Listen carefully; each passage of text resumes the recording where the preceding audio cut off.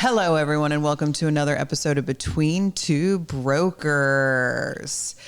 It's Schmoopy time. Thank you so much, dear listener, for writing into podcast at smithspencer.com. Keep your questions coming. Dear Schmoopy, like you and Stacy, I am a full-blown plant lady.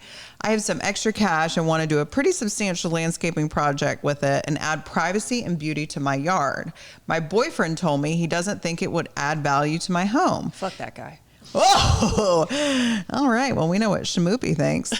That's not a deal breaker for me to follow through with the project, but wanted to get your opinions before I dive in. For additional perspective, my home is done on the inside in terms of renovations, so my alternatives would be to just save the cash or give it or invest it in the markets.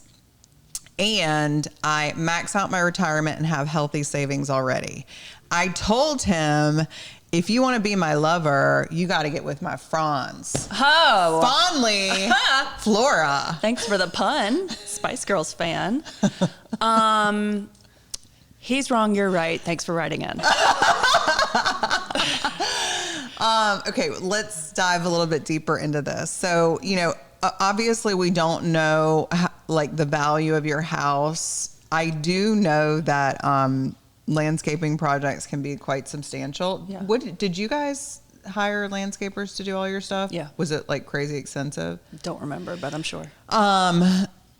It really adds value. I would say it's just like having a decorator. It's like we all think that we can go to Lowe's and put a bunch of shit in our car and make our yard beautiful. And let me tell you, it looks like trash. I mean, I look in people's Lowe's carts sometimes. And I'm not judgmental, but I look in their carts and I'm like, no, wrong. You made some wrong choices there.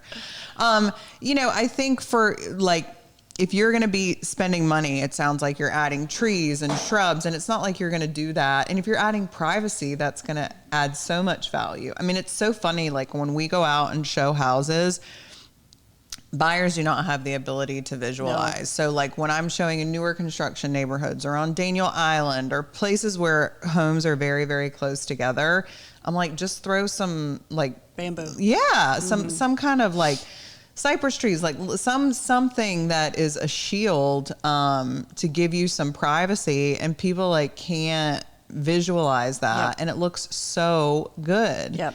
So I'm in 100% agreement with Aaron. I think now you have to hire somebody that will give you a plan, I think, and I'm not saying hire a landscape architect necessarily unless you have a tricky situation, but you need a design person, not just somebody off the street that's going to throw some bushes in the yard where you think they should go. Yeah. If you're going to invest, I wouldn't do it halfway.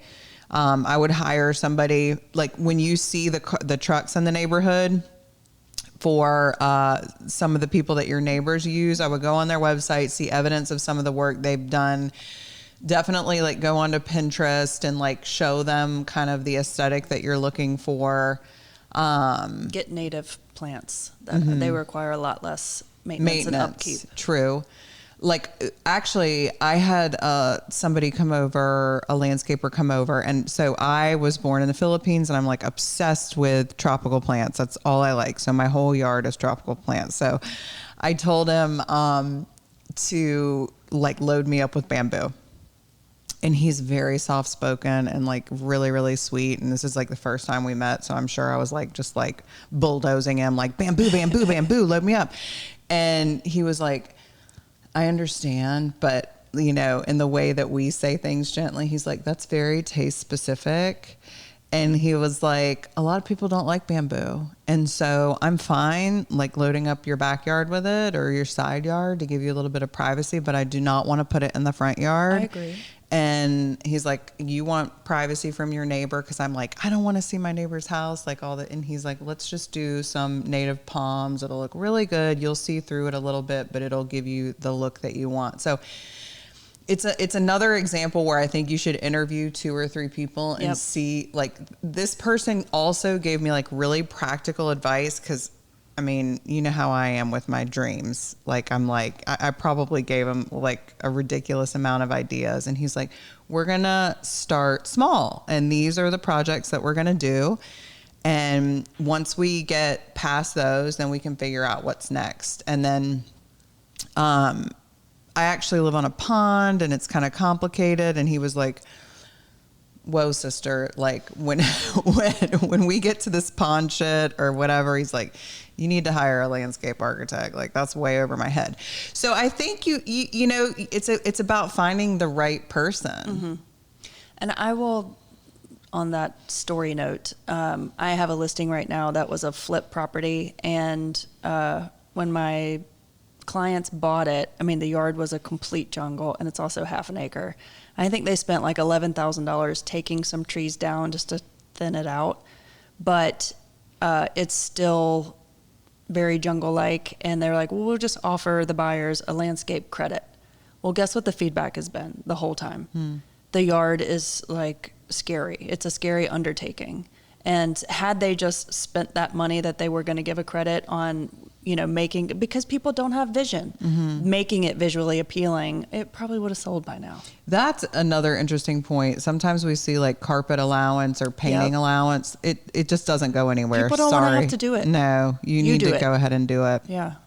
Yeah. And I do think that it's really important. Like when I go for a listing, while we're on the subject of landscaping, and this is one of the reasons why I always suggest if somebody's considering selling during the year that they have me over in January and February. So like I can give them the long list of things they have to do, but you've got to have like fresh mulch. You've got to have fresh flowers. Like things need to be in bloom for photos. You know, it just makes a big difference. So Flora, best of luck to you with this man.